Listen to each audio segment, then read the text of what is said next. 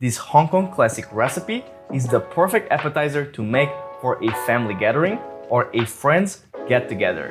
It's giving sweet and spicy with its juicy fried shrimp and sweet honey walnuts. Truly a dish that will impress all your guests. Hello and welcome to Cozymeal Studios. Today, we'll be cooking a sweet and spicy dish called honey walnut shrimp. But before we start, let's first hit like, subscribe, and tap that notification bell. And now, let's get cooking. After measuring and preparing all the ingredients, let's first make the honey walnuts. For this, grab a skillet and add inside 1.5 cups of walnut halves, half a cup of granulated sugar, 3 tablespoons of honey, and a 1/4 cup of water. Then, over medium heat, cook the walnuts until they've darkened and have been completely coated.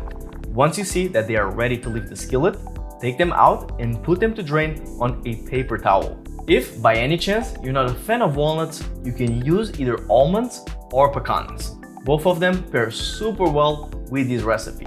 Now, to prepare the shrimp, let's first heat 1 cup of canola oil inside a medium skillet and be sure that there is enough oil to fully submerge the shrimps in. Now coat 1 pound of shrimp using 1 cup of cornstarch by dredging each one through the cornstarch. Now let's fry 6 to 7 shrimps at a time inside the hot oil until they've turned golden brown. Once they finish frying, be sure to drain them on paper towels. To prepare our sauce, let's combine inside a bowl half a cup of mayonnaise along with 2 to 3 tablespoons of Sriracha sauce, 2 to 3 tablespoons of soy sauce, 2 tablespoons of white vinegar, half a teaspoon of sea salt, and mix them all together until well combined. If you'd like a gluten-free experience, you can substitute the soy sauce for tamari.